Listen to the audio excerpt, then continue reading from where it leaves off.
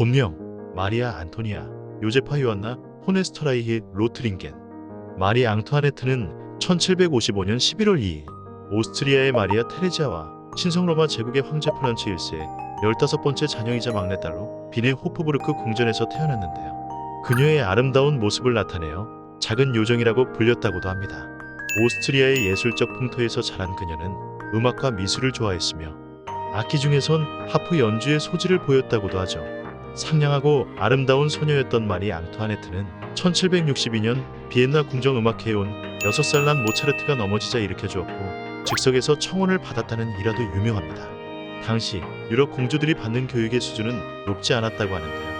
어린 시절부터 자유분방하게 성장한 그녀는 전형적인 유럽 왕실의 그들처럼 왕실 행사에 참석하고 또래 왕족들과 어울려 놀며 예법과 교양도 쌓는 평온하고 안락한 생활을 하였고 모국어인 독일어와 이탈리아어, 프랑스어 등의 외국어와 음악과 댄스 등을 배웠습니다. 그런데 마리 앙투아네트는 약간의 집중력 장애를 가지고 있었다고 합니다. 특히 쓰기에 유독 약한 모습을 보였는데요. 그래서 프랑스어를 익힐 때도 어려움을 겪었다고 합니다. 훗날 프랑스의 왕비가 되어 생활하는 동안에도 공식 문서에 쓴 맞춤법을 틀리는 경우가 여러 번 지적되곤 하였고 이는 적국 출신의 왕비라는 곱지 않은 시선에 일조했음이 분명했죠. 당시의 오스트리아는 프로이센의 위협을 받고 있었습니다. 이에 그녀의 어머니인 마리아 테레지아는 그동안 적대국이었던 프랑스와 동맹을 강화하려고 했습니다.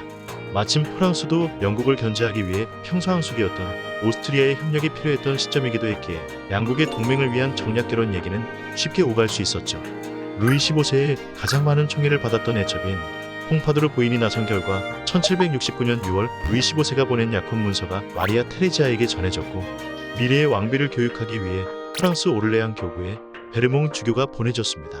그동안의 마리 앙투아네트의 프랑스어는 독일어 구문이 튀어나와 엉성했다면 베르몽 주교가 1년간 가르친 후 결혼할 무렵에는 비교적 유창한 프랑스어를 구사했다고 하네요.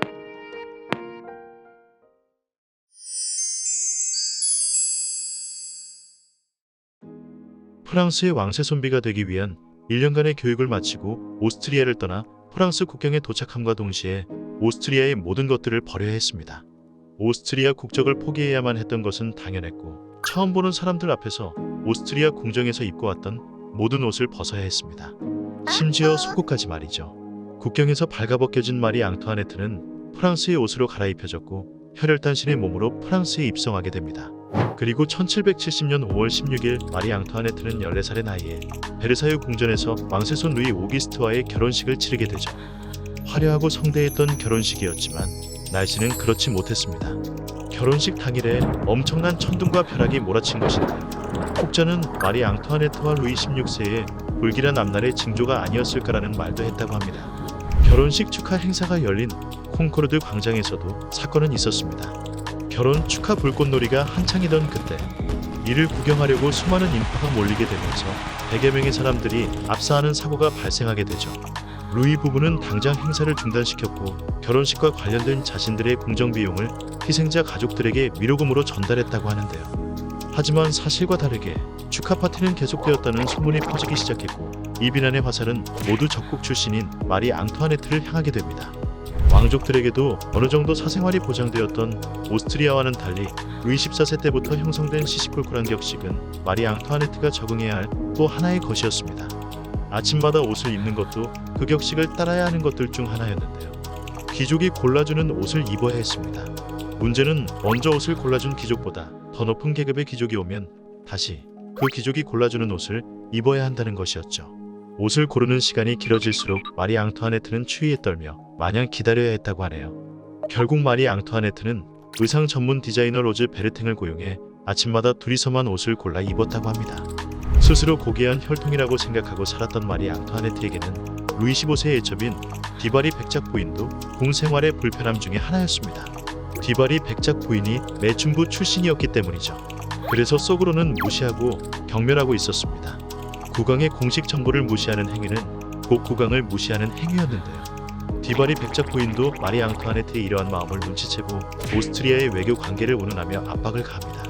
어머니인 마리아 테레지아와 오빠의 간곡한 설득 끝에 마리 앙투아네트는 어쩔 수 없이 굴복하였고 그 후에 디바리 백작 부인에게 오늘 베르사유에 사람이 참 많네요. 라고 직접 인사를 건네며 관계 개선을 시도했다는 일화가 전해지고 있습니다.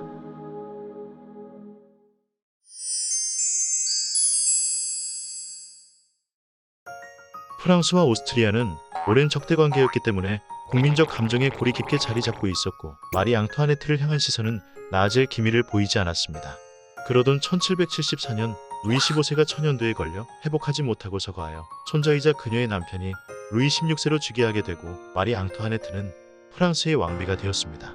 루이 16세의 말 못할 사정으로 결혼 후 7년 동안 자녀가 없었는데요. 이 때문에 마리 앙투아네트는 온갖 외설적 중상모략과 악랄한 비난을 받아내야 했습니다. 이에 대한 팜플렛도 상당히 많이 퍼졌습니다. 마리 앙투아네트의 억울함은 극에 달했고 스트레스도 상당했죠. 7년의 기다림 끝에 맏딸 마리 테레즈 샤를로트 공주가 태어나던 날 아이를 바꿔치기 할 수 있다는 명목하에 모든 귀족들이 그녀의 출산을 지켜보게 됩니다. 창문이 모두 닫힌 방 안에 많은 사람들로 인해 산소가 부족해졌고 의사의 미숙한 호처치로 인해 출산 직후의 마리 앙투아네트는 바로 기절을 하게 되죠. 정신을 차린 마리 앙투아네트가 아이에게 건넨 첫 인사. 가여운 어린 것. 너는 그들이 바라던 아이는 아니지만 난 너를 사랑한단다. 아들이었다면 국가의 것이 되었겠지만 너는 내 것이고 내가 보살필 거란다. 너는 나와 기쁨을 함께하고 슬픔을 나누게 될 거야. 라는 말을 했다고 하는데요. 당시 정보 칠 곳 없던 그녀의 외로움이 그대로 드러나는 대목입니다.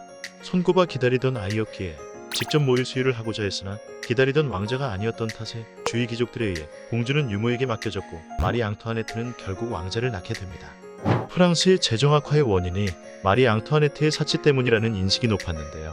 실제로 왕비가 되고 사치나 도박, 유흥으로 밤새도록 연극을 보거나 무도회를 즐기는 방탕한 생활도 했다고 합니다. 하지만 이는 당시 프랑스 귀족 사교계 전체에 이런 분위기가 만연했기 때문이라고 볼 수 있습니다. 왕족이나 귀족으로서 그에 걸맞은 사치를 부리는 것은 의무에 가까웠죠. 오히려 당시 귀족 사교계에서는 이러한 파티나 공연을 즐기지 않으면 교양이 없는 무식한 인간, 파티에 참석조차 못할 정도로 가난한 몰락귀족으로 취급되고 무시당하는 분위기였습니다. 당시 귀족 사회에서 왕이나 왕비 정도 되면 본인이 검소하게 살고 싶어도 그러기가 힘들었던 것입니다. 하지만 이러한 사실을 모르는 귀족이나 민중들은 사석에서 적자부인 오스트리아 여자라고 부르며 왕비를 경멸했다고 합니다. 실상을 들여다보면 실제 마리 앙투아네트의 지출은 역대 왕비들의 10%밖에 되지 않는다고 합니다. 조금 더 마리 앙투아네트 편에서 얘기를 해보자면 루이 16세의 취미인 열쇠 만들기에 필요한 것들을 마련하는 데 쓴 돈이 마리 앙투아네트보다도 컸다고 합니다. 그러나 이것도 역대 프랑스 왕실의 소비를 따지고 보면 소박한 취미 생활에 불과했죠. 역대 최저의 사치를 부린 검소한 왕과 왕비였지만 당시 프랑스 왕실의 재정 상태는 루이 부부의 검소한 생활마저도 용납하기 힘들었다는 게 문제였습니다. 1785년 목걸이 사건이 발생하며 그녀에 대한 민중의 불신은 한층 더 가중됐습니다. 라모트 백작 부인이 로앙 추기경에게 접근하여 왕비가 고가의 다이아몬드 목걸이를 국왕 모르게 타인 명의로 구입하기를 원한다고 속여서 대리구매를 하도록 유도한 후 중간에서 가로챈 전형적인 사기 사건이었는데요.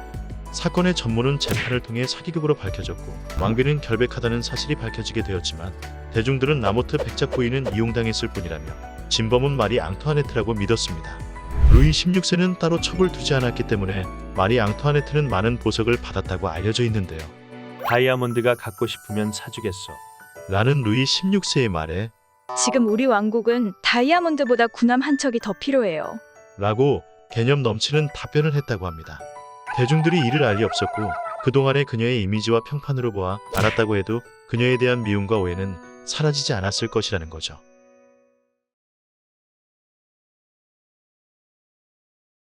저희 스톡 영상이 마음에 드셨다면 좋아요와 구독 부탁드릴게요. 소리 덕후